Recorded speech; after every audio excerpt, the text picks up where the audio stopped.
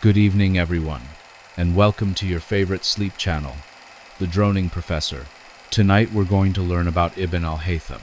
So as you make yourselves comfortable, please take a moment to let us know where you're listening from and feel free to subscribe.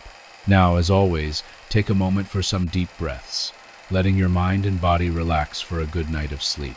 Tonight, I want to tell you about a man who pretended to be insane to avoid execution, who revolutionized our understanding of vision, who basically invented the scientific method, and who did all of this over 1,000 years ago. His name was Abu Ali al-Hasan ibn al-Haytham, but we're going to call him Ibn al-Haytham because, frankly, life is too short. Some Western sources call him al-Haytham, which is a Latinized version of his first name, and honestly sounds like a brand of antacid. Feeling bloated? Try al-Haytham. But I digress. Ibn al-Haytham was born in the year 965 in Basra, which is in present-day Iraq.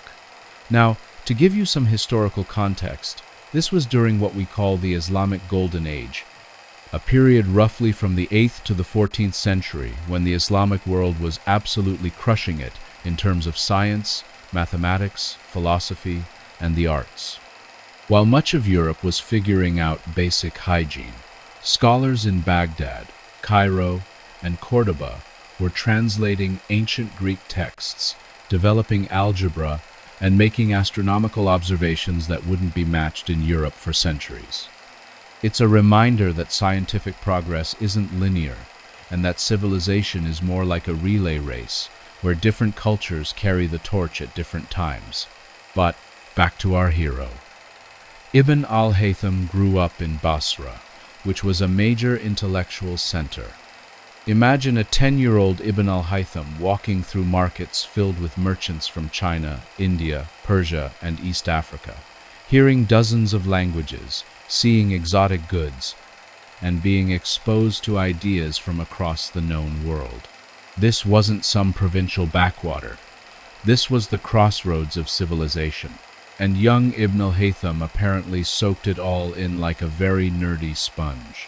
Early in his life, Ibn al-Haytham worked as a civil servant. Can you imagine? One of the greatest scientific minds in human history, filling out the medieval equivalent of TPS reports.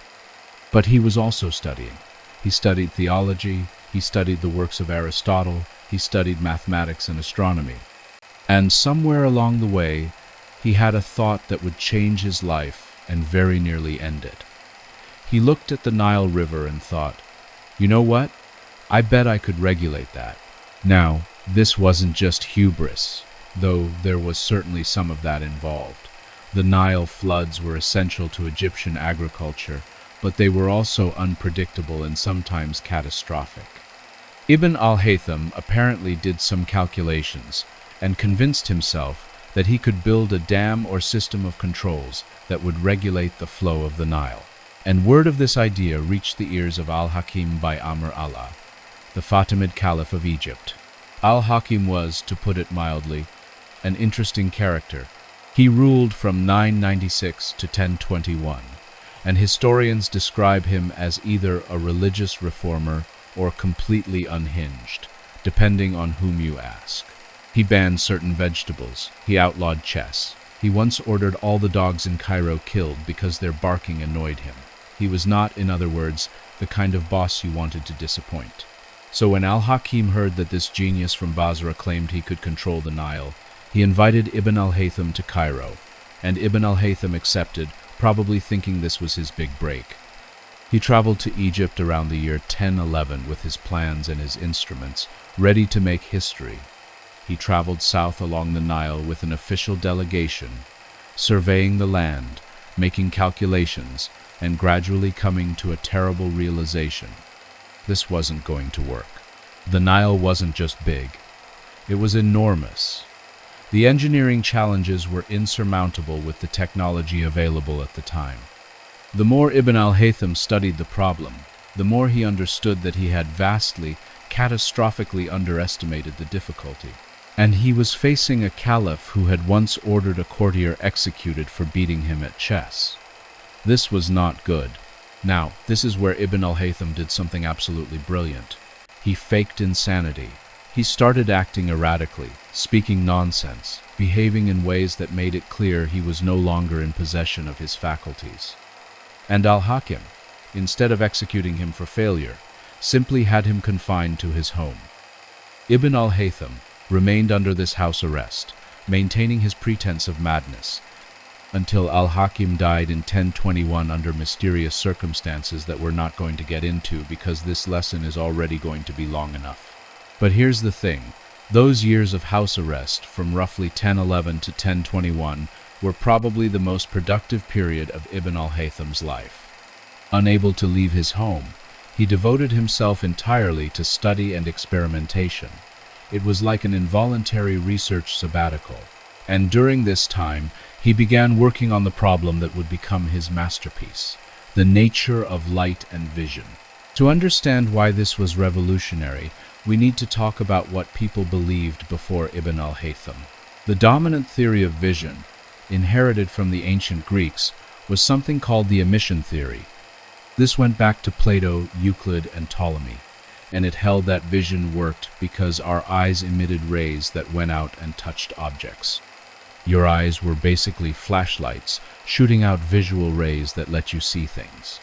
Now, if you think about this for more than 5 seconds, it raises some obvious questions, like, why can't we see in the dark if our eyes are emitting light? The Greeks had answers for this, involving the interaction of eye rays with external light, but these answers were increasingly convoluted. There was an alternative theory, proposed by Aristotle and developed by Arab scholars like al-Kindi, which suggested that objects emit something that travels to the eye. This was closer to the truth, but it was vague about the mechanism. What exactly was being emitted? How did it travel? How did it form images? Ibn al-Haytham looked at both theories and essentially said, you know what? Let's actually test this.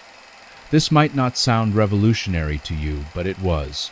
The Greek philosophical tradition was heavily based on logical reasoning from first principles. You started with axioms and used logic to derive conclusions. Experimentation was considered somewhat vulgar, the sort of thing tradesmen did. A true philosopher reasoned his way to truth. Ibn al-Haytham said, effectively, that's nonsense. He believed that you had to test your ideas against reality, and so he began conducting experiments with light. He worked in dark rooms, manipulating light sources, using pinholes and screens, studying reflection and refraction. He was doing physics in a way that wouldn't become common in Europe for another 600 years. His magnum opus, written during his house arrest, was the Kitab al-Manazir, which translates as Book of Optics. This wasn't a short pamphlet. It was 7 volumes. 7. Imagine being under house arrest and writing a 7-volume work on optics while also pretending to be insane whenever the guards checked on you. The man's dedication was remarkable. So what did the Book of Optics actually say? First, Ibn al-Haytham definitively proved that vision works by light entering the eye, not by the eye emitting rays. He did this through a series of careful experiments. He noted that looking at bright lights hurts your eyes and can even damage them. If your eyes were emitting the rays, why would receiving light hurt them? He observed that when you close your eyes after looking at something bright, you see an afterimage. This only makes sense if light is entering the eye and affecting it, leaving a lingering effect. He also noted the problem of timing. We see stars that are unfathomably far away, instantly when we open our eyes. If vision worked by emission, either our eye rays would have to travel faster than anything imaginable, or there would be a noticeable delay. But there isn't. However, if the light from the stars is already traveling toward us, then vision is simply a matter of opening our eyes to receive it. But Ibn al-Haytham didn't stop at disproving the emission theory. He developed a comprehensive mathematical and physical theory of light. He proved that light travels in straight lines. This seems obvious now, but it required proof. He demonstrated it using what we would now call a camera obscura, a dark room with a small hole in one wall. Light from outside objects passes through the hole and projects an inverted image on the opposite wall. This only works if light travels in straight lines from each point on the object through the hole to a corresponding point on the screen. He studied this phenomenon exhaustively.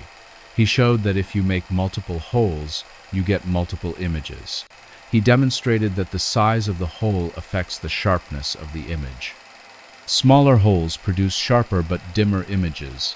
Larger holes produce brighter but blurrier images. He was mapping out the behavior of light with mathematical precision. Ibn al-Haytham also made groundbreaking discoveries about reflection. The law of reflection, that the angle of incidence equals the angle of reflection, was known before him, but he proved it experimentally and showed how it applied in various situations. He studied reflection from curved mirrors, both concave and convex, and worked out the mathematics governing how images form in these mirrors. But his work on refraction was perhaps even more impressive. Refraction is what happens when light passes from one medium to another, like from air into water, and bends. You've seen this if you've ever put a straw in a glass of water and noticed it looks bent at the surface. The Greeks knew refraction occurred, but they didn't understand it mathematically. Ibn al-Haytham conducted extensive experiments on refraction. He measured how light bends when passing from air into water and from air into glass at various angles. He compiled tables of data. He was trying to find a mathematical law that described refraction, and he came tantalizingly close. He didn't quite arrive at what we now call Snell's law, which wouldn't be formulated until 600 years later, but his work laid the foundation. What's particularly remarkable is his methodology. He wasn't content with qualitative observations like light bends when entering water. He wanted quantitative measurements. He wanted numbers. He wanted mathematical relationships. This is the essence of physics as we understand it today, and Ibn al-Haytham was doing it in the early 11th century. Let me give you a specific example of his experimental approach. He wanted to understand how light behaves when it enters the human eye. So he studied the anatomy of the eye in detail.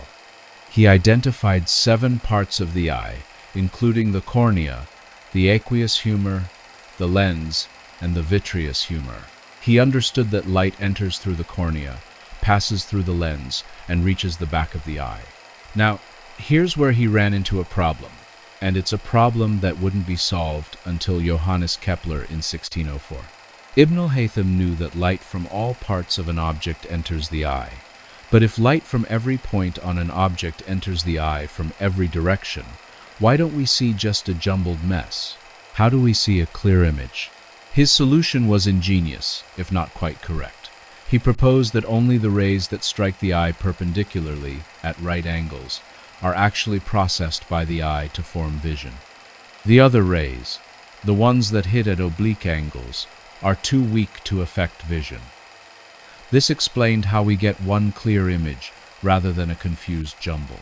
Now, this isn't quite right. We now know, thanks to Kepler, that the lens focuses light to form an inverted image on the retina, and our brain flips it right side up. But given the knowledge available in 1020, Ibn al-Haytham's solution was remarkably sophisticated, and his detailed study of the eye's anatomy was absolutely correct. Ibn al-Haytham also studied the psychology of vision. He understood that vision isn't just a physical process of light entering the eye. There's also a cognitive component. Your brain interprets what you see based on prior knowledge and experience. He wrote about optical illusions and how they reveal the brain's role in vision. He discussed how we perceive distance, size, and shape, and how these perceptions can be deceived. One of my favorite parts of the Book of Optics is when he discusses moon illusion. You know how the moon looks much bigger when it's near the horizon than when it's high in the sky? It's an illusion. The moon doesn't actually change size. Ibn al-Haytham explained this as a psychological phenomenon. When the moon is near the horizon, we see it in context with terrestrial objects, and our brain interprets it as being farther away and therefore larger. When it's high in the sky, we have no reference points, and it appears smaller. This is essentially the same explanation modern psychologists give. The Book of Optics was an immediate sensation in the Islamic world. Scholars recognized it as a work of genius. It was copied and studied from Spain to Persia, but its influence didn't stop there. In the late 12th and early 13th centuries, the Book of Optics was translated into Latin. The translation was probably done in Spain, which at that time was a point of contact between Islamic and Christian civilizations. And once it was in Latin, it began to influence European scholars. Roger Bacon, the 13th century English philosopher, read Ibn al-Haytham's work and was profoundly influenced by it. He adopted Ibn al-Haytham's emphasis on experimentation and mathematics. John Peckham, another 13th century scholar, incorporated Ibn al-Haytham's theories into his own optical works. Whitehello, a Polish scholar, wrote a massive treatise on optics that drew heavily on Ibn al-Haytham, but the influence went far beyond optics.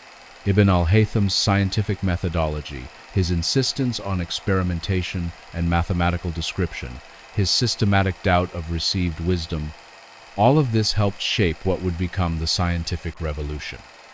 When we talk about the scientific method, we usually start with Francis Bacon in the early 17th century or René Descartes. But Ibn al-Haytham was doing this 600 years earlier. Let me read you something Ibn al-Haytham wrote, and you tell me if this doesn't sound like a modern scientist. He said, "The duty of the man who investigates the writings of scientists, if learning the truth is his goal, is to make himself an enemy of all that he reads and attack it from every side. He should also suspect himself as he performs his critical examination of it, so that he may avoid falling into either prejudice or leniency. Make yourself an enemy of all that you read. Attack it from every side. Suspect yourself." This is not the voice of medieval dogmatism. This is the voice of modern skeptical inquiry. Ibn al-Haytham understood that we are biased creatures, that we tend to see what we want to see, and that the only defense against this is rigorous, critical examination of evidence. Now, the Book of Optics was Ibn al-Haytham's masterpiece, but it wasn't his only work. Not even close. The man was absurdly prolific. We know of over 90 works attributed to him, covering optics, astronomy, mathematics, physics, and even music theory. And that's just what survived. Many of his works are lost. Let's talk about his astronomy for a bit, because it's fascinating and underappreciated. Ibn al-Haytham was critical of Ptolemaic astronomy. Now, Ptolemy, who lived in the 2nd century, had developed a mathematical model of the cosmos that could predict the positions of planets with reasonable accuracy. It was geocentric, meaning Earth was at the center, and it used complicated devices like epicycles and equants to account for the planet's movements. Ibn al-Haytham looked at this system and said, "The math works, but the physics doesn't." Ptolemy's model made accurate predictions, but it did so using mathematical tricks that didn't correspond to physical reality. For example, the equant was a point offset from Earth, around which planets were supposed to move at constant angular velocity. This worked mathematically, but what was it physically? Where was this point in actual space? Ibn al-Haytham wrote a work called Doubts Concerning Ptolemy, where he systematically picked apart the Ptolemaic system. He argued that astronomy needed to be grounded in physical principles, not just mathematical convenience. He wanted a model where the motions of planets corresponded to actual physical mechanisms. Now, Ibn al-Haytham didn't solve this problem. That would take another 5 centuries and would require heliocentrism and Kepler's laws. But his criticism was important. It highlighted the difference between a model that predicts and a model that explains. Modern science demands both. Your theory needs to make accurate predictions, but it also needs to be physically plausible. Ibn al-Haytham was arguing for this in the 11th century. He also made specific contributions to astronomy. He wrote about the nature of the Milky Way, arguing that it was composed of many distant stars, not a continuous nebulous substance, as many ancients believed. He studied the configuration of the cosmos, attempting to determine the distances and sizes of celestial bodies. He wrote about the motion of the moon and planets. One of his more interesting astronomical works deals with determining the height of the atmosphere. Ibn al-Haytham observed that twilight, the period between sunset and darkness, is caused by sunlight scattering in the atmosphere. He measured the angle of the sun below the horizon at which twilight ends, and using geometry, he calculated the height of the atmosphere. He estimated it at about 55 miles.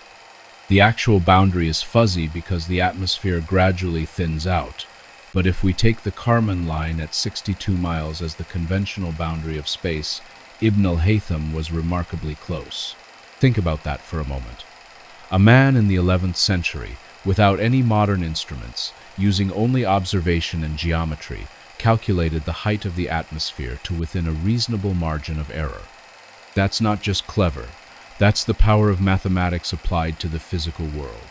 Ibn al-Haytham also worked in pure mathematics. He studied number theory, geometry, and what we would now call calculus. He worked on problems involving the summation of series. For example, he developed formulas for the sum of the first n integers, the sum of the first n squares, and the sum of the first n cubes. These are: the sum of the first n integers equals n times the quantity n plus 1 divided by 2.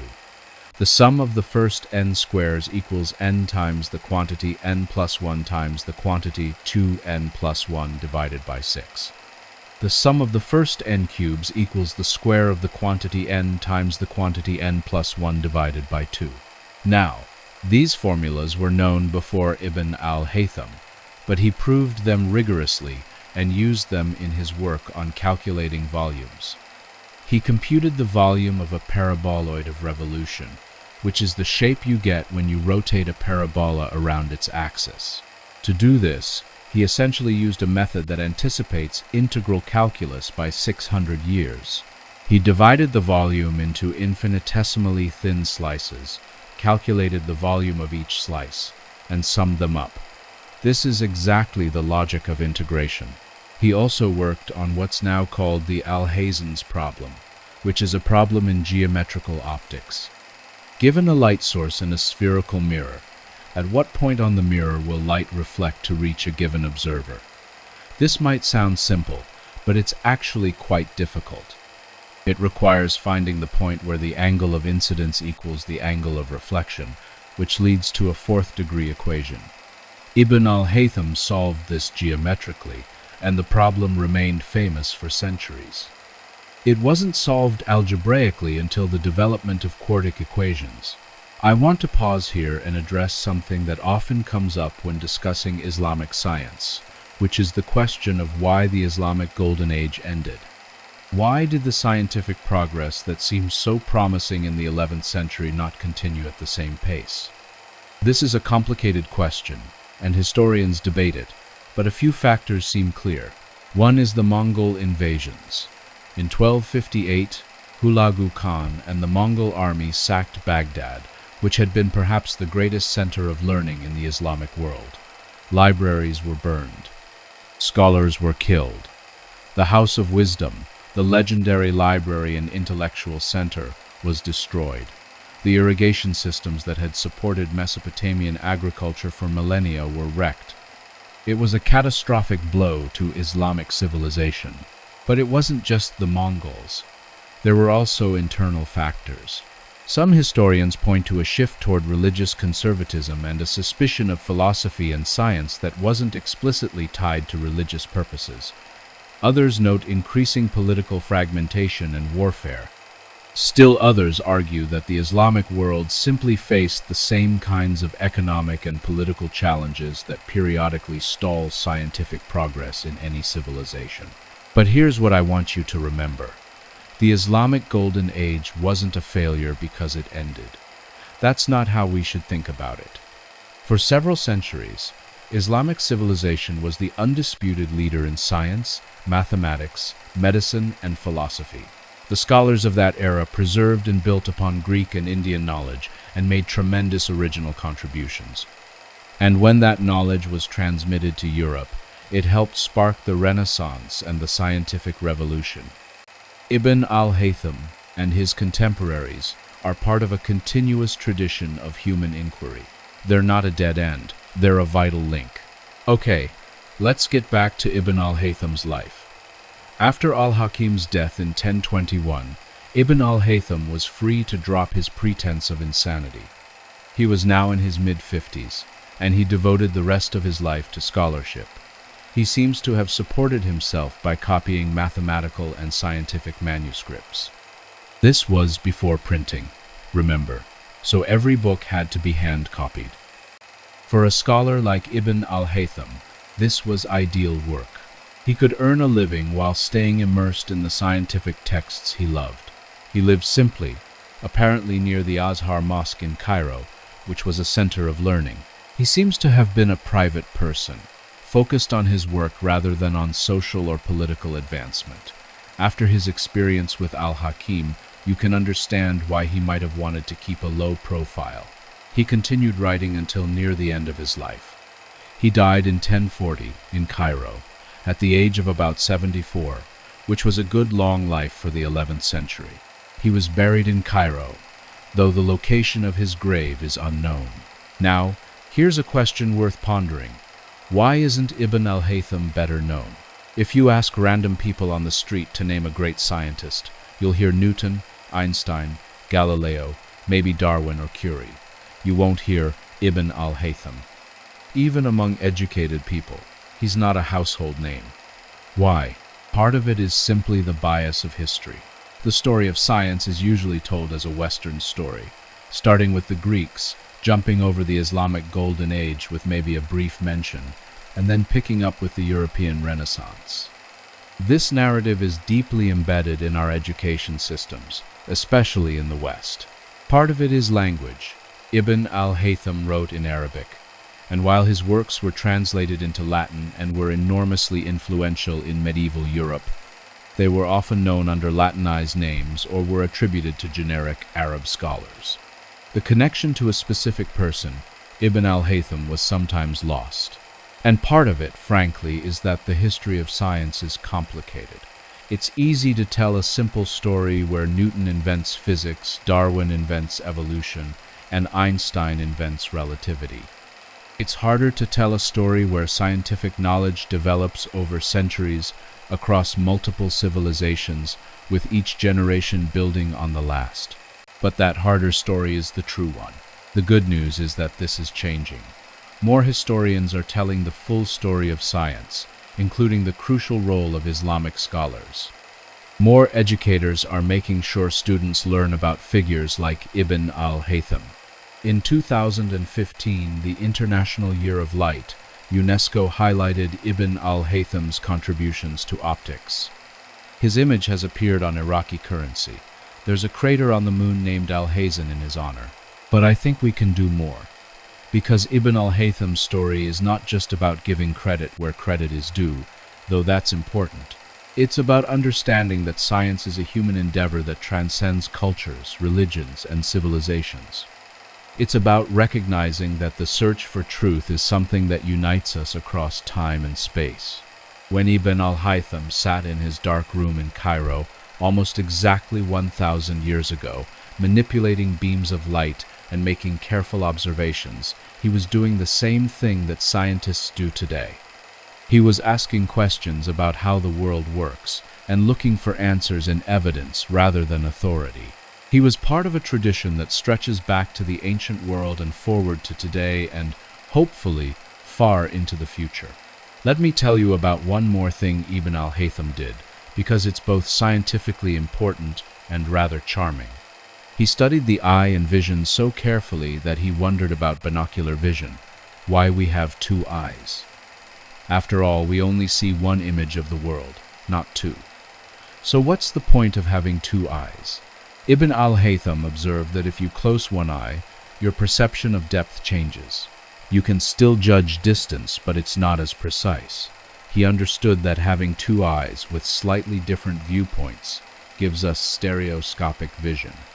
Each eye sees a slightly different image, and the brain combines these to create depth perception.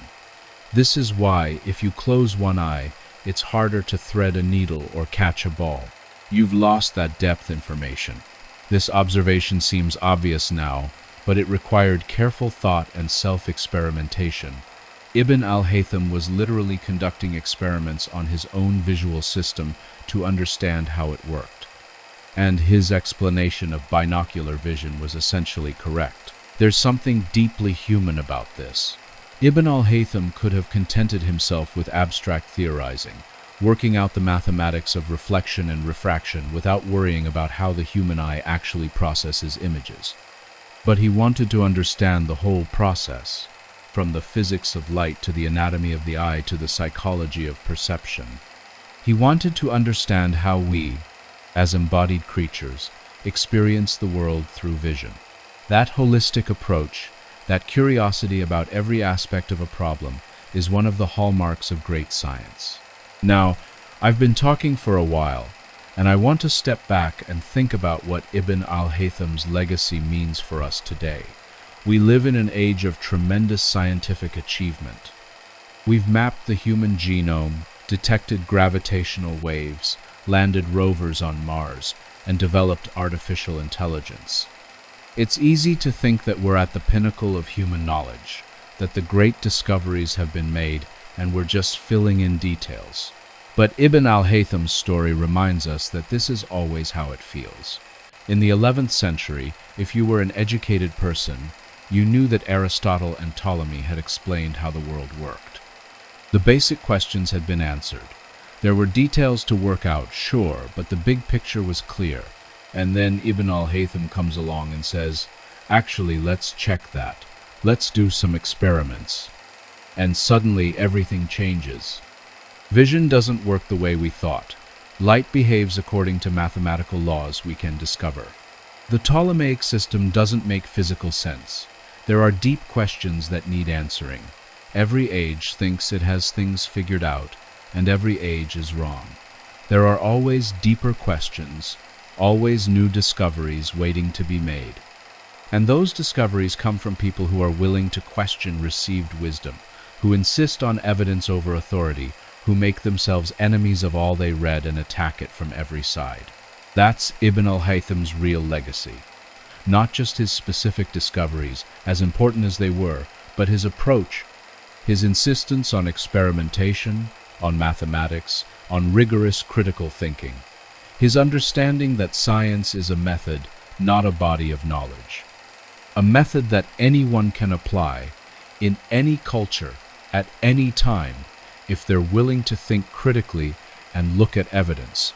Let me tell you one final story about Ibn al-Haytham, and this one might be apocryphal, but it's too good not to share.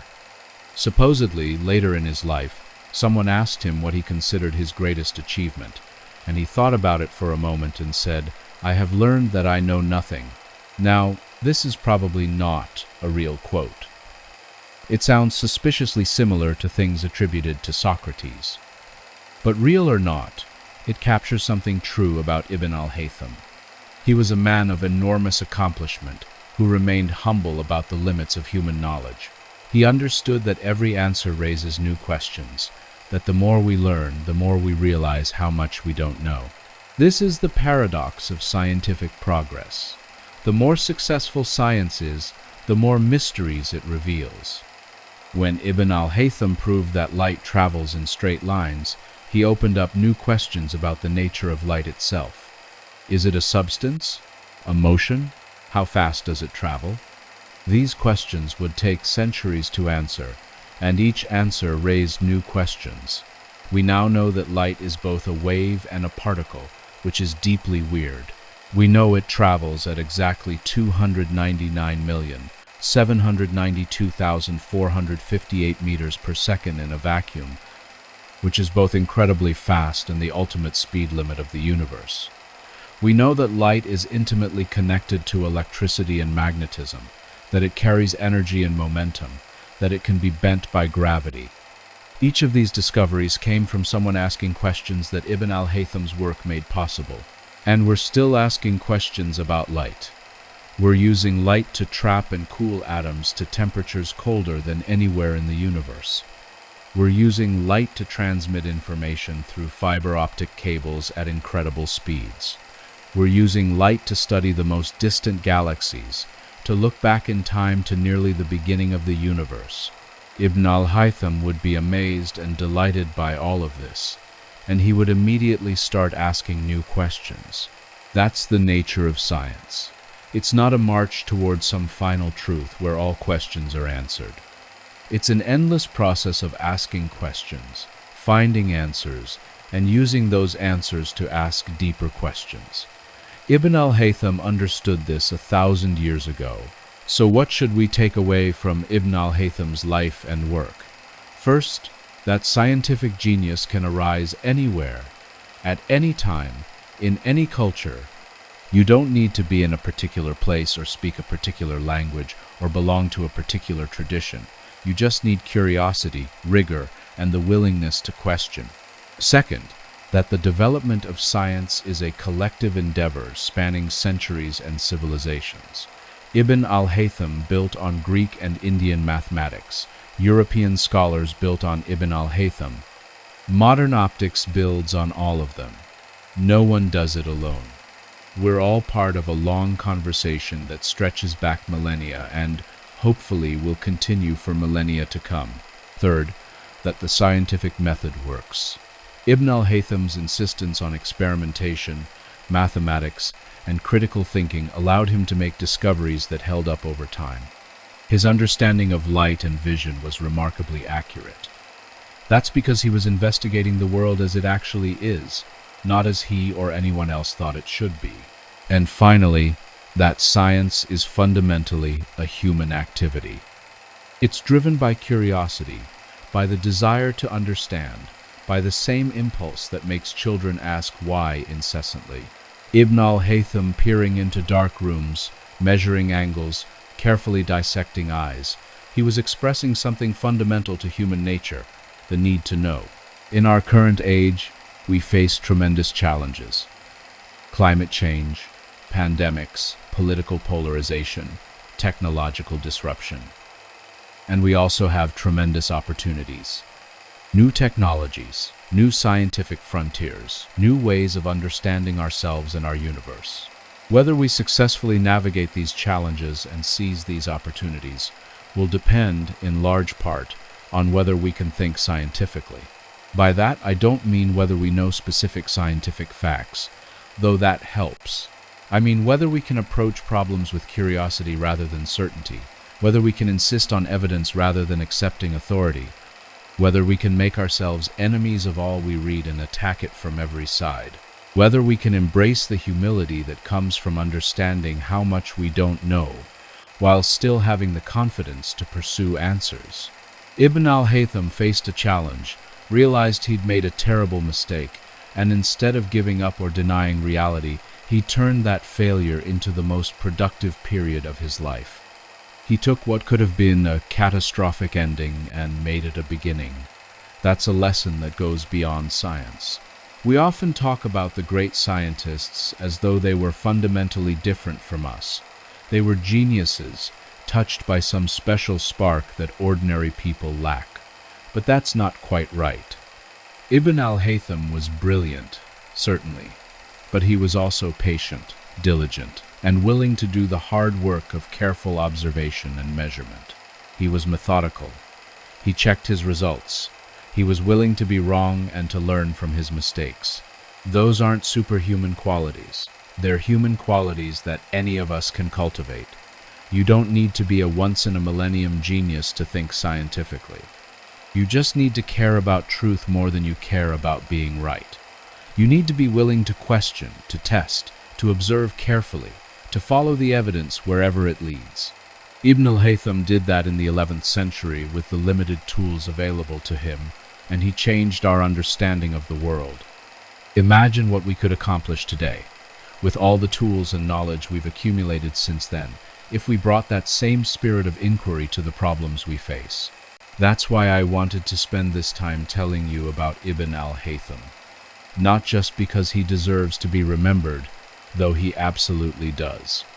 Not just because his story challenges the conventional Western-centric narrative of science, though it absolutely does that too.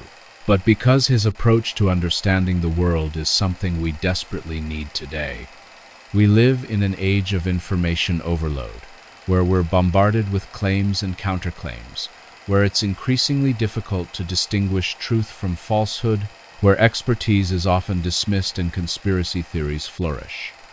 In such an age, Ibn al-Haytham's insistence on evidence, on testing, on making yourself an enemy of all you read, is more relevant than ever. We also live in an age of increasing specialization, where scientists speak to other scientists in increasingly technical language, where the general public can feel excluded from scientific discourse. Ibn al-Haytham reminds us that science is not the property of specialists. It's a human endeavor, a method of inquiry that anyone can engage with if they approach it with the right attitude. Consider how Ibn al-Haytham worked. He didn't have laboratories full of expensive equipment. He didn't have research grants or graduate students. He had dark rooms, simple mirrors, pinholes, and his own careful observations. He had geometry and arithmetic. And with these simple tools, he revolutionized our understanding of light and vision. The lesson here isn't that we should abandon modern technology. It's that the essential work of science happens in the mind of the investigator. The equipment helps, but it's the thinking that matters. Let me spend a bit more time on Ibn al-Haytham's influence on later thinkers, because this is where we see how scientific knowledge propagates across time and space. When the Book of Optics was translated into Latin in the late 12th or early 13th century, it entered a Europe that was just beginning to rediscover Greek learning and encounter the advanced science of the Islamic world. The translation was probably done in Toledo, Spain, which was a major center for translation from Arabic to Latin. Toledo had been under Muslim rule until 1085, and after it was conquered by Christian forces, it became a place where Muslim, Christian, and Jewish scholars worked together to translate texts. This period of translation, roughly from the 11th to the 13th century, was crucial for European intellectual development. Works by Aristotle, Euclid, Ptolemy, al-Khwarizmi, al-Razi, and of course Ibn al-Haytham all became available in Latin and began circulating in European universities. Roger Bacon, who lived from about 1220 to 1292, was one of the first major European scholars to engage deeply with Ibn al-Haytham's work. Bacon was a Franciscan friar and a philosopher who believed that mathematics and experimentation were essential to understanding nature. Sound familiar? Bacon had clearly absorbed Ibn al-Haytham's methodology. He wrote extensively about optics, drawing heavily on the Book of Optics, and he advocated for experimental science in a way that was quite radical for 13th century Europe. Bacon wrote about using lenses to magnify objects, and he speculated about the possibility of constructing devices that could make distant objects appear closer. He was thinking about telescopes 300 years before they were actually invented. And this thinking was directly inspired by Ibn al-Haytham's work on refraction and how light bends when passing through different media. Then there's John Peckham, who lived from about 1230 to 1292 and became the Archbishop of Canterbury. Despite his high church office, Peckham was deeply interested in natural philosophy. He wrote a work called Perspectiva Communis, which means common perspective, which was essentially a simplified version of optical science drawing heavily on Ibn al-Haytham. Peckham's book became a standard text in European universities for centuries. Generations of students learned optics from a work that, while they might not have fully realized it, was largely based on the insights of an 11th century Arab scholar. Whitelow, a Polish scholar of the 13th century, wrote an even more comprehensive work called Perspectiva, which was basically an expansion and elaboration of Ibn al-Haytham's ideas. Whitelow's book was massive, 10 volumes, and it became enormously influential. When we talk about medieval European optics, we're largely talking about the reception and development of Ibn al-Haytham's ideas. But the influence went beyond optics. Ibn al-Haytham's experimental method, his mathematical approach to physics, his systematic skepticism, all of this began to permeate European intellectual culture. It didn't happen overnight. Medieval Europe was still deeply Aristotelian, still focused on logical reasoning from first principles. But slowly, the idea that you needed to test your theories against observation, that you needed to measure and quantify, began to take hold. By the time we get to the 16th and 17th centuries, to the scientific revolution properly so-called, this experimental and mathematical approach had become central to the new science. When Galileo dropped objects from the Tower of Pisa, whether he actually did this or not, he was following in Ibn al-Haytham's footsteps. When he used telescopes to observe the heavens and reported what he actually saw rather than what Aristotle said should be there, he was embodying Ibn al-Haytham's principle of making yourself an enemy of all you read. When Isaac Newton conducted his famous experiments with prisms, splitting white light into a spectrum of colors and then recombining them, he was building directly on centuries of optical science that traced back to Ibn al-Haytham. Newton's Optics, published in 1704, is in a direct line of descent from the Book of Optics, written nearly 700 years earlier. And here's something interesting. Newton owned a copy of a Latin translation of Ibn al-Haytham's work. We know this because the book survives and we can trace its provenance. So Newton had literally read Ibn al-Haytham. The connection isn't speculative. It's direct and documented. Now, Newton went far beyond Ibn al-Haytham, of course. He developed a particle theory of light. He explained colors. He invented calculus. He formulated the laws of motion and universal gravitation. But he was building on a foundation that Ibn al-Haytham had helped construct. Newton famously said, "If I have seen further, it is by standing on the shoulders of giants."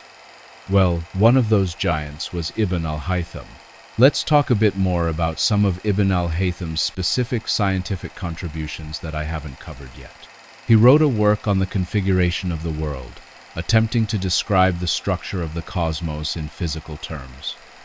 He was dissatisfied with purely mathematical models that made accurate predictions but didn't explain the underlying physical reality. This is a profound point about the nature of scientific explanation. You can have a model that predicts observations perfectly but doesn't tell you what's actually going on. The Ptolemaic model could predict planetary positions quite well, but what were epicycles and equants physically? Were they real things in the heavens, or just mathematical conveniences? Ibn al-Haytham insisted that a proper scientific theory needed to be both predictively accurate and physically meaningful.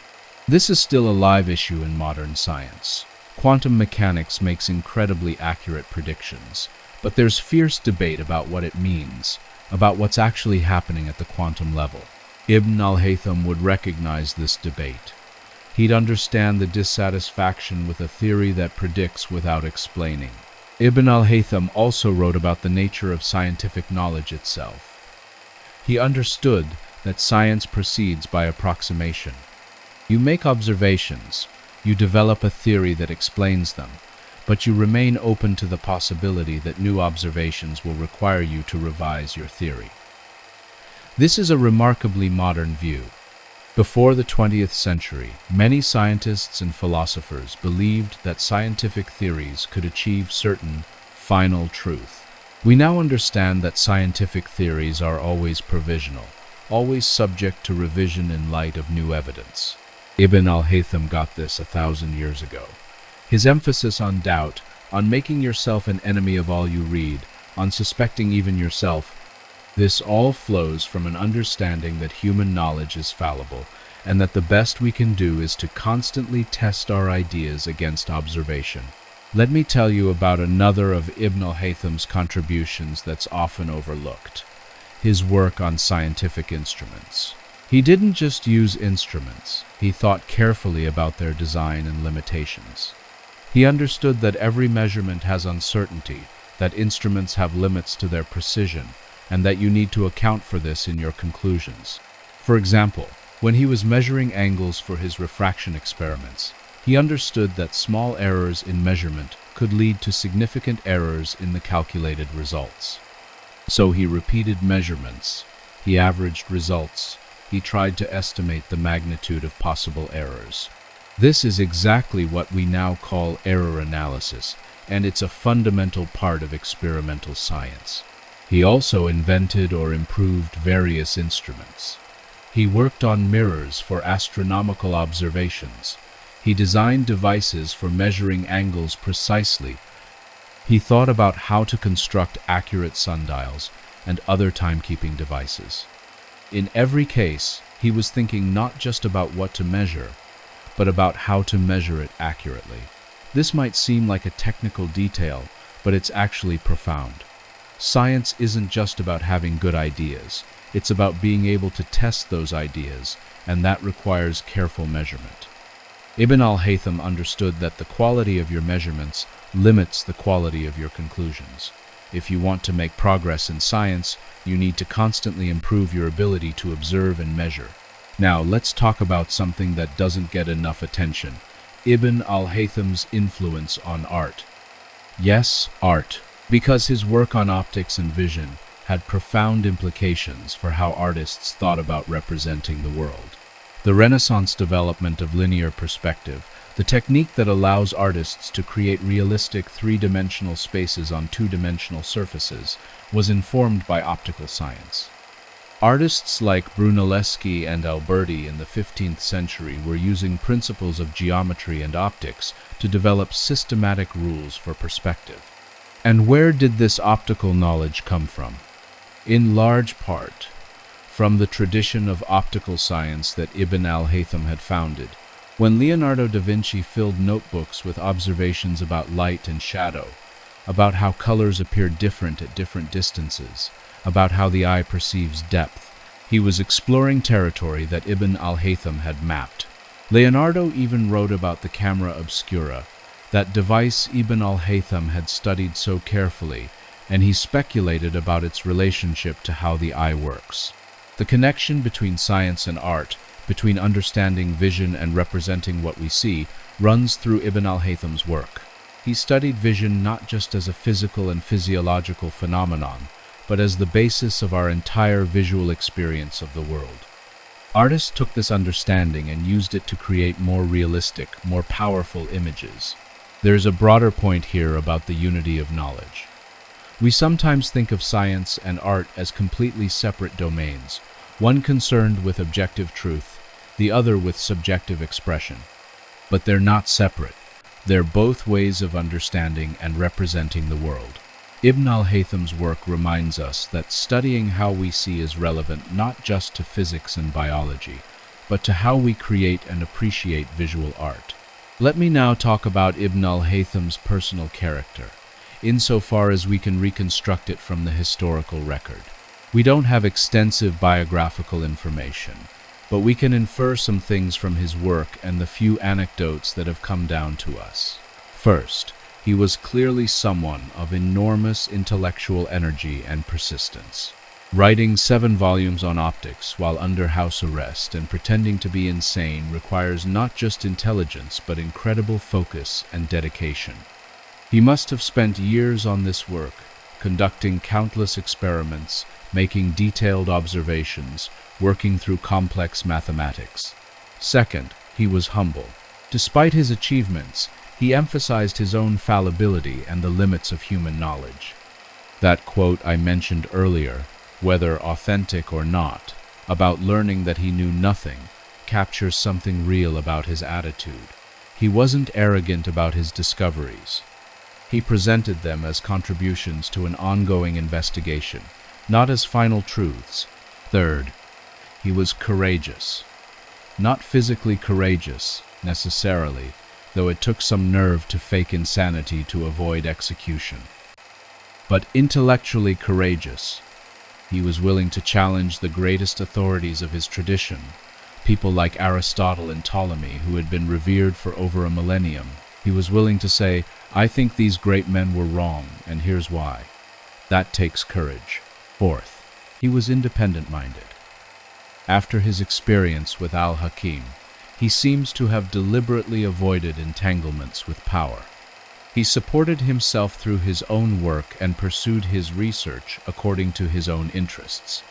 He didn't court patronage or seek positions of influence. He just wanted to study and understand. These qualities, intellectual energy, humility, courage, independence, are the qualities we should cultivate in ourselves and encourage in others. They're not unique to Ibn al-Haytham. They're characteristic of good scientists and good thinkers generally. But he exemplified them to an unusual degree. Now, I want to address a question that sometimes comes up when discussing Ibn al-Haytham and other Islamic scientists. What was the relationship between their science and their religion? This is a sensitive topic, and I want to approach it carefully. Ibn al-Haytham was a Muslim. He lived in a society where Islam was the dominant religion and provided the basic framework for culture and intellectual life. But his scientific work is not religious in nature. He doesn't appeal to scripture to justify his theories.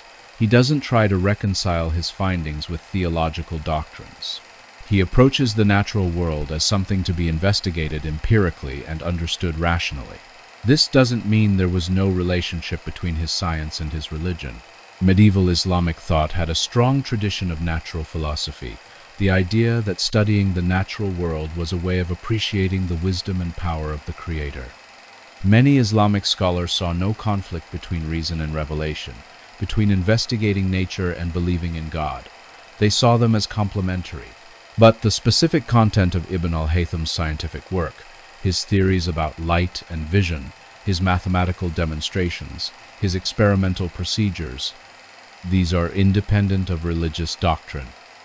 A Christian, a Jew, an atheist, anyone can understand and verify his work. That's one of the beautiful things about science. It's universal. It transcends particular cultural and religious contexts. At the same time, we shouldn't ignore the historical fact that the Islamic Golden Age created conditions favorable to scientific work. There was a culture of learning, institutions like the House of Wisdom that supported scholarship, patronage for scientists and translators, a respect for knowledge and education. These things don't happen automatically. They require social and political conditions that value and support intellectual work.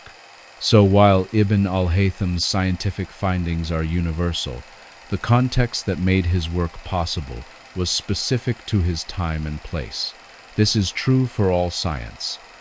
Newton's laws of motion are universal, but Newton was able to discover them because he lived in a time and place with certain institutions, certain intellectual traditions, certain resources. Science is done by people, and people exist in specific historical contexts. Let's now think about what Ibn al-Haytham's work meant for the concept of light itself. Before him, light was mysterious. People knew that light allowed vision, that it came from the sun and from fire, that it reflected and refracted. But what was it? The Greeks had various theories, but they were vague and often contradictory. Ibn al-Haytham didn't fully answer the question of what light is. That would take many more centuries and would involve understanding electromagnetic radiation and quantum mechanics. But he made crucial progress. He established that light is something that travels, that it moves from luminous objects to our eyes. He showed that it travels in straight lines and that it obeys mathematical laws. He demonstrated that it has properties that can be measured and quantified. In doing so, he transformed light from a philosophical mystery into a subject for empirical investigation. After Ibn al-Haytham, you couldn't just speculate about light. You had to conduct experiments, make measurements, develop mathematical models. You had to do science. This transformation, from philosophical speculation to empirical investigation, is one of the great shifts in human intellectual history. It didn't happen all at once, and Ibn al-Haytham wasn't the only person involved, but he was a crucial figure in this shift, particularly for optics. And optics mattered. It wasn't just an obscure technical field. Understanding vision and light was central to understanding how we acquire knowledge about the world. If you get vision wrong, if you think eyes emit rays rather than receive light, you're going to have a fundamentally mistaken view of perception and knowledge. Ibn al-Haytham got it right, and that mattered for philosophy as well as for science. Now, let me talk about something that's speculative but fun to think about. What would Ibn al-Haytham make of modern science? If we could somehow bring him to the 21st century and show him what we've discovered, what would he think? I think he'd be delighted by the experimental apparatus. The precision instruments, the ability to measure things to incredible accuracy, the tools for detecting and manipulating light in ways he could never have imagined. He'd probably spend months just playing with lasers, with fiber optics, with spectrometers and interferometers. He'd be fascinated by our understanding of light as electromagnetic radiation, by the fact that visible light is just one part of a vast spectrum, including radio waves, microwaves, infrared, ultraviolet, X-rays, and gamma rays. All of these are fundamentally the same phenomenon, just at different wavelengths. I think he'd find that deeply satisfying. He was always looking for unifying principles, for mathematical laws that explain diverse phenomena. The wave-particle duality of light would probably trouble him, as it troubles everyone when they first encounter it. Light behaves like a wave in some experiments and like a particle in others. This seems contradictory, and it took physicists decades to develop the quantum mechanical framework that explains it. But I think Ibn al-Haytham would appreciate the strangeness of it. He understood that nature doesn't have to conform to our intuitions. He'd be amazed by technologies based on optics. Cameras, telescopes, microscopes, lasers, fiber optic communications, all of these are descendants of the science he helped found. He'd probably be particularly interested in the way we use light to carry information, encoding data in pulses of light traveling through optical fibers at nearly the speed of light itself. And I think he'd be pleased by the scientific method. The fact that science today, just as he advocated, is based on experimentation, mathematical modeling, peer review, reproducibility, and constant questioning of existing theories. He'd recognize modern science as being built on the principles he championed. But I also think he'd have concerns. He'd worry about the specialization of modern science, the way that fields have become so technical that even scientists in related fields can't always understand each other's work. He believed in the unity of knowledge, in the idea that understanding optics required understanding geometry, physics, physiology, and psychology. He'd be concerned if specialization caused us to lose sight of connections between fields.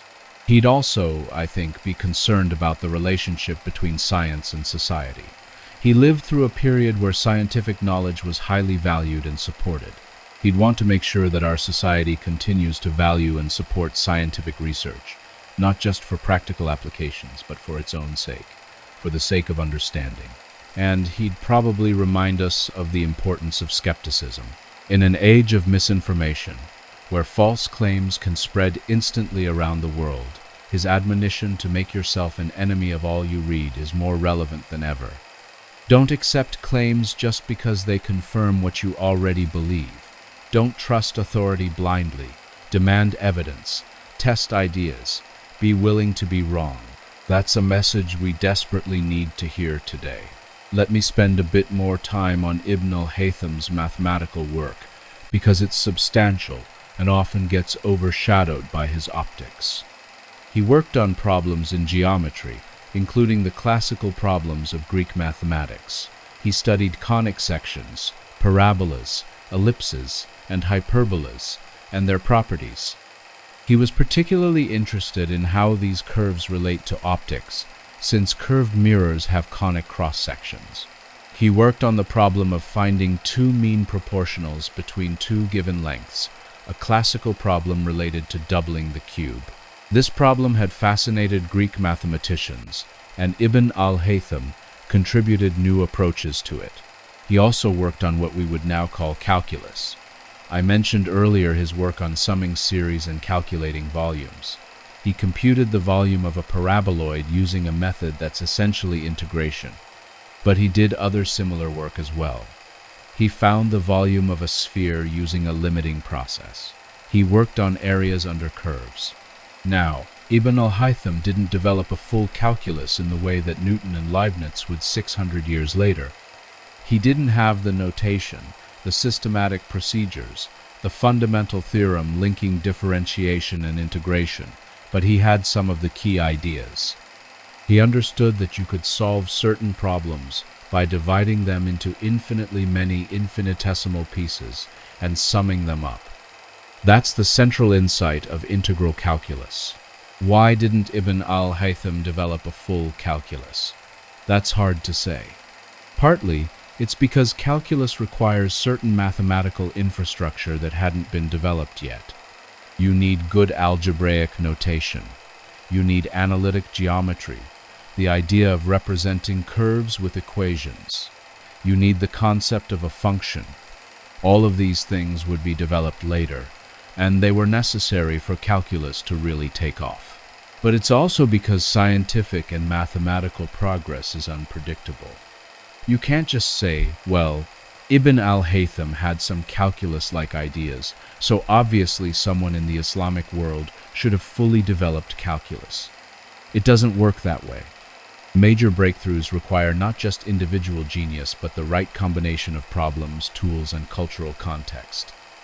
Sometimes those combinations happen, and sometimes they don't. What we can say is that Ibn al-Haytham made significant contributions to the mathematical tradition that would eventually lead to calculus. His work was part of the foundation on which later mathematicians built.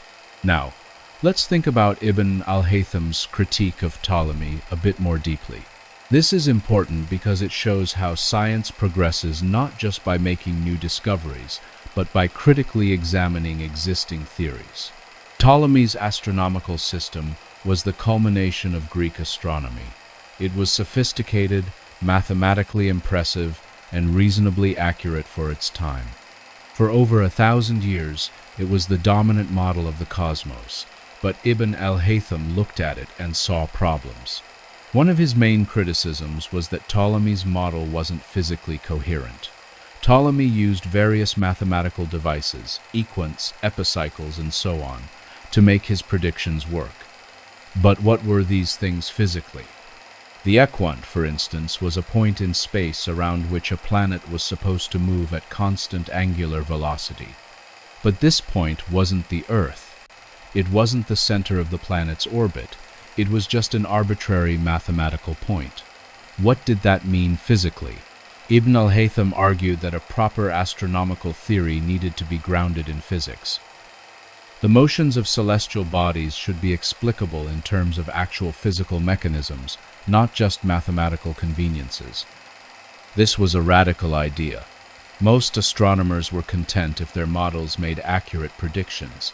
Ibn al-Haytham wanted more. He wanted physical understanding. Now, Ibn al-Haytham couldn't provide an alternative model that satisfied his own criteria. The actual solution, heliocentrism plus Kepler's laws plus Newtonian gravitation, was still centuries away. But his critique was important. It identified a genuine problem with Ptolemaic astronomy and articulated standards that a better theory would need to meet. This is how science often works. Someone points out a problem with an existing theory. They might not be able to solve the problem immediately, but they clarify what needs to be explained. Later scientists, armed with new tools and ideas, can then tackle the problem. Ibn al-Haytham's critique of Ptolemy was part of a long process that eventually led to a revolution in our understanding of the cosmos. Let me also say something about Ibn al-Haytham's legacy in the Islamic world itself. We've talked a lot about his influence on Europe, but what about in the civilization where he lived and worked? The Book of Optics was highly influential throughout the Islamic world. It was studied in madrasas, centers of learning. Later Islamic scientists built on his work. For example, Kamal al-Din al-Farisi, who lived in the 13th and 14th centuries, wrote a major commentary on the Book of Optics and made his own contributions to optics, including an explanation of the rainbow that anticipated some of what Descartes would do centuries later. Other scholars in the Islamic world cited Ibn al-Haytham, built on his work, and continued the tradition of experimental and mathematical science that he exemplified. The Islamic scientific tradition didn't end with Ibn al-Haytham. It continued for centuries, producing significant work in astronomy, mathematics, medicine, and other fields. But, as I mentioned earlier, the Islamic world faced tremendous challenges in the later Middle Ages. The Mongol invasions were catastrophic. Political fragmentation led to constant warfare. Economic difficulties made it harder to support scholarship, and by the time of the early modern period, the scientific initiative had shifted to Europe. This wasn't inevitable. There's no reason why the Islamic world couldn't have continued to be a leader in science. But historical circumstances, complex and multifaceted, led to a different outcome. What's important is that Ibn al-Haytham and his contemporaries made enduring contributions to human knowledge. That knowledge didn't belong to the Islamic world alone. It became part of the common heritage of humanity. And today, there are scientists and scholars throughout the Islamic world and in Muslim communities around the globe who are continuing the tradition of scientific inquiry. They're conducting research, making discoveries, pushing the boundaries of knowledge. They're part of the same tradition Ibn al-Haytham helped establish. Now, as we approach the end of this lesson, I want to reflect on what Ibn al-Haytham's story means for how we think about the history of science and civilization more broadly. For too long, the standard narrative of scientific progress was Eurocentric. It went something like, the Greeks invented science, then there was a dark age in medieval Europe, then the Renaissance and scientific revolution brought science back. And modern science is essentially a European achievement. This narrative is not just incomplete, it's misleading. The reality is that scientific knowledge developed in many civilizations. Ancient Babylon, Egypt, India, and China all made significant contributions. Greek science was itself influenced by these earlier traditions. And during the medieval period, while Europe was relatively backward scientifically, the Islamic world, China, India, and other regions were making major advances. Ibn al-Haytham is part of this larger story. He wasn't an isolated genius working in a vacuum. He was part of a vibrant scientific culture that stretched from Spain to Central Asia. He built on Greek and Indian mathematics and on the work of earlier Islamic scholars. His work, in turn, influenced later Islamic scholars and, through translation, European scientists. Science is a global endeavor. It always has been. Knowledge crosses borders. Ideas developed in one culture get transmitted to others and get built upon. The scientific method, the body of scientific knowledge we have today, is the product of contributions from countless individuals across numerous cultures over millennia. Recognizing this doesn't diminish anyone's achievements. Newton wasn't less great because he built on Ibn al-Haytham's work. Ibn al-Haytham wasn't less great because he built on Greek and Indian mathematics. Every scientist stands on the shoulders of giants. That's how knowledge progresses. But recognizing the global nature of science does matter. It matters for historical accuracy, it matters for giving credit where credit is due, and it matters for how we think about science today. If science is a universal human endeavor, then everyone, regardless of their background, can contribute to it. Science isn't the property of any particular culture or civilization. It belongs to humanity. Ibn al-Haytham's story also reminds us that scientific progress is fragile. The Islamic Golden Age produced remarkable science for several centuries, but it eventually declined. The reasons are complex, but the lesson is clear. Scientific progress requires certain conditions. It requires institutions that support scholarship. It requires freedom of inquiry. It requires a culture that values knowledge and education. It requires peace and prosperity, or at least enough stability that scholars can work. These conditions can't be taken for granted. Civilizations can lose them, and when they do, scientific progress stalls or reverses.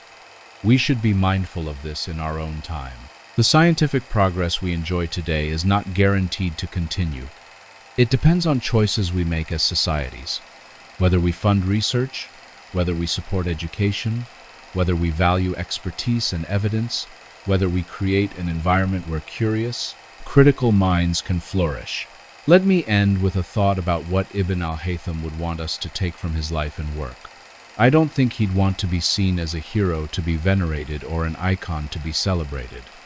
I think he'd want us to follow his example, to question, to test, to observe carefully, to think mathematically, to be humble about what we know and rigorous in how we learn more. He'd want us to make ourselves enemies of all we read, including what I've told you tonight. Don't just accept my account of Ibn al-Haytham's life and work. Look up the sources. Read his writings yourself, if you can find translations. Think critically about the claims made about his influence. Ask questions. Demand evidence. That's what he would want. Because that's what science is. Not a body of facts to be memorized, but a method of inquiry to be practiced. Not a set of authorities to be trusted, but a tradition of skepticism and testing. Not something finished, but something ongoing. Every time you question a claim and look for evidence, you're following in Ibn al-Haytham's footsteps. Every time you test an idea to see if it actually works, you're doing what he did. Every time you admit you were wrong and change your mind based on new evidence, you're honoring his legacy. Science isn't something distant and abstract, done by people in white coats in laboratories far away. It's a way of thinking, a set of habits of mind that anyone can cultivate. Curiosity about how things work, skepticism toward unsupported claims, willingness to change your mind, insistence on evidence. These are scientific virtues, and they're human virtues. Ibn al-Haytham lived 1,000 years ago, in a world very different from ours. He traveled by foot and horseback, wrote on parchment by candlelight, and performed experiments with equipment he built himself. But intellectually, he's our contemporary. His commitment to evidence, his mathematical rigor, his experimental method, these are as fresh and relevant today as they were in the year 1020. That's the power of science. It transcends time and place. A truth discovered in 11th century Cairo is still true in 21st century anywhere. A method that worked for understanding light 1,000 years ago still works for understanding light today. And the intellectual virtues that made Ibn al-Haytham a great scientist, curiosity, rigor, skepticism, humility, are the same virtues we need in scientists today. So when you hear about Ibn al-Haytham, don't just think, oh, that's interesting, an Arab scientist from the Middle Ages. Think, here's a model for how to think about the world. Here's someone who showed that careful observation and mathematical reasoning can lead to genuine understanding. Here's someone who refused to accept authority blindly and insisted on testing ideas. Here's someone who contributed to the great human project of understanding the universe we live in. And then ask yourself, how can I follow his example? How can I be more curious, more skeptical, more rigorous in my own thinking? How can I contribute, in whatever small way, to that same project? You don't have to be a scientist to do this. These habits of mind are valuable in every field, in every walk of life. Journalists who insist on checking sources before publishing, citizens who look at evidence before deciding how to vote, business people who test their assumptions, teachers who encourage students to ask questions. All of these people are, in a sense, following Ibn al-Haytham's example. The world needs more of this. We face complex challenges that require careful thinking, rigorous analysis, and evidence-based decision-making. Climate change, public health, technological ethics, economic policy, these aren't simple problems with obvious solutions. They require the kind of thoughtful, evidence-based approach that Ibn al-Haytham exemplified. But beyond practical problem-solving, there's something deeper. Ibn al-Haytham's work reminds us that human beings are capable of understanding the universe. We're not helpless in the face of nature's mysteries. We can observe, measure, reason, and discover truths about how the world works. That's an astonishing and wonderful thing. When Ibn al-Haytham sat in his dark room, watching beams of light pass through pinholes and form images on screens, he was decoding one of nature's secrets. He was figuring out something fundamental about how the universe operates. And he did it using nothing more than his eyes, his mind, and some simple equipment. If that's not awe-inspiring, I don't know what is. We live in an era of incredible scientific achievement, but it's easy to become jaded. We carry supercomputers in our pockets. We can communicate instantly with anyone on Earth. We've sent robots to Mars and probes beyond the solar system. We've mapped the human genome and photographed black holes. These things are so commonplace now that we forget how amazing they are. Ibn al-Haytham's story can help us recover our sense of wonder. He had none of our advantages, none of our technology, none of our accumulated knowledge, but he had curiosity and rigor and persistence. And with those qualities, he made discoveries that still matter 1,000 years later. If he could do that with what he had available, imagine what we can do with what we have available now. But it requires commitment. It requires actually caring about truth, actually being willing to do the hard work of careful thinking and investigation. It requires resisting the temptation to just believe what's comfortable or convenient. It requires, as Ibn al-Haytham said, making yourself an enemy of all you read and attacking it from every side. That's not easy. It's much easier to accept what we're told, to go along with whatever our preferred sources say, to dismiss challenges to our beliefs. But the easy path doesn't lead to understanding. Ibn al-Haytham took the hard path, and he changed our understanding of the world. So here's my challenge to you: be like Ibn al-Haytham. Not in the sense of making groundbreaking discoveries, though if you do, that's wonderful, but in the sense of approaching the world with curiosity, skepticism, and rigor. Ask questions. Look for evidence. Test ideas. Be willing to be wrong. Make yourself an enemy of all you read, including this lesson, because that's how we honor Ibn al-Haytham's legacy. Not by memorizing facts about him, but by continuing the project he was part of. The never-ending project of trying to understand the universe and our place in it. The project of expanding human knowledge. The project of using reason and evidence to figure out what's true. Ibn al-Haytham has been dead for nearly 1,000 years, but his ideas are alive. His method is alive. His spirit of inquiry is alive. Every time someone does an experiment, works through a mathematical proof, carefully examines evidence, that spirit lives on. And that's the real story here. Not just the story of one remarkable man, though Ibn al-Haytham was certainly remarkable, but the story of an approach to understanding the world that he helped develop and that continues to this day. An approach that says, don't just speculate, observe. Don't just accept authority, test. Don't just use words, use mathematics. Don't just be certain, be curious. That approach has given us so much. Our modern world, with all its technology and knowledge, is built on it. But more than that, it's given us a way to continue learning, continue discovering, continue pushing the boundaries of human understanding. Ibn al-Haytham couldn't have imagined the world we live in now, but I think he'd recognize the method we use to understand it. And I think he'd be pleased that his contribution, made 1,000 years ago in Cairo, while pretending to be insane to avoid an unpredictable caliph, is still part of the foundation we build on. So the next time you put on glasses or contact lenses, think of Ibn al-Haytham.